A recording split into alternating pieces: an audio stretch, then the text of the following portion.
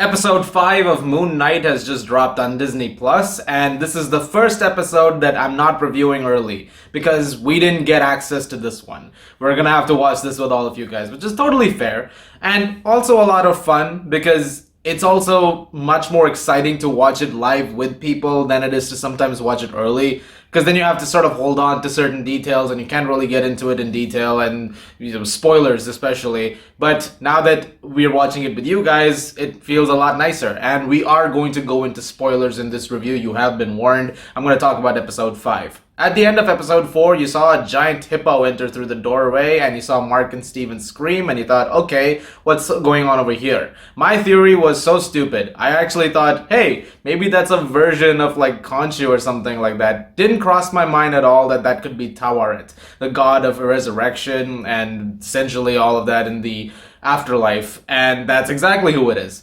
And when that happened, I had a sense of where this episode was gonna go.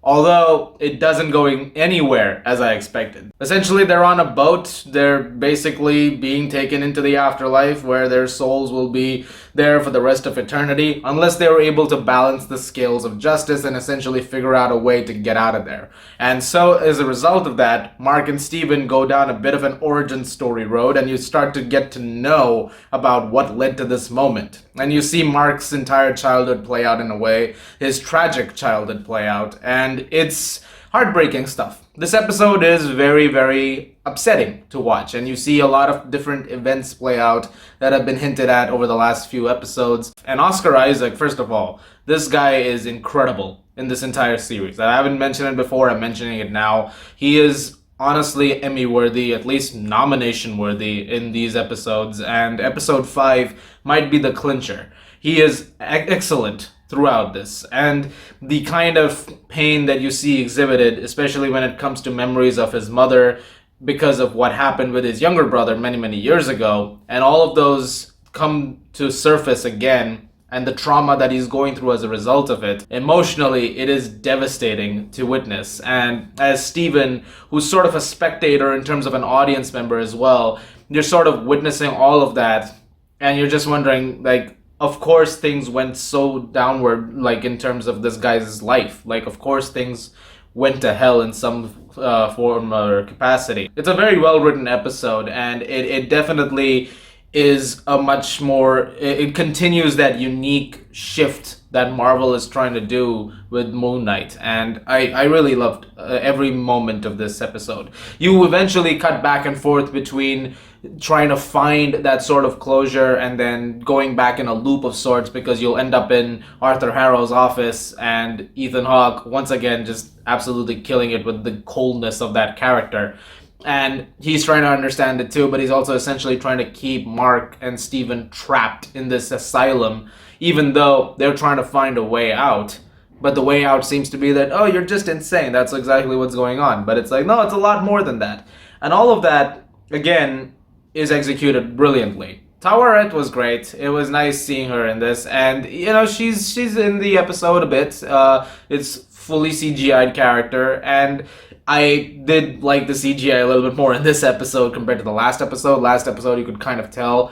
Here also, sort of, but it's in this vast background with the boat, and it's actually really nice.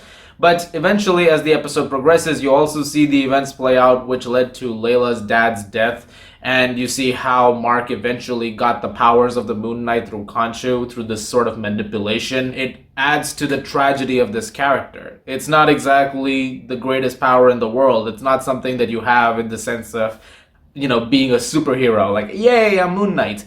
The episodes before that have explored that dynamic, and they continue to explore that. But I really like also how that leads into Steven's existence in the first place, because it's sort of in the DID that is playing up. It's this other personality that is essentially trying to hide the trauma that came from what Mark went through and what his mother did to him and the negligence that he got from even his dad eventually. And all of that is clouded from Steven because he didn't have to see all that.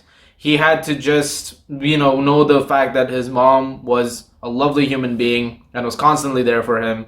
And over the years, that's all he's thought. And to this moment, he didn't even know that she'd passed away. And so all of that really comes into perspective, and these two paths merge in some devastating ways. Devastating is the word of the day when it comes to this episode, and I think they did a wonderful job of exploring that. As the episode comes to an end, though, the scales are not yet balanced, and it seems like there's going to be some kind of a problem as a result of that. Basically, that means that they might be condemned to the sands of, afterlife for eternity, which is not a great thing. However, Mark manages to get spared from that because in a scuffle that involves Steven trying to help him, he gets thrown into that, and eventually Steven gets frozen in the sands of time. However, when Mark finally was able to get through, he ends up in a field that looks like the ending of Gladiator.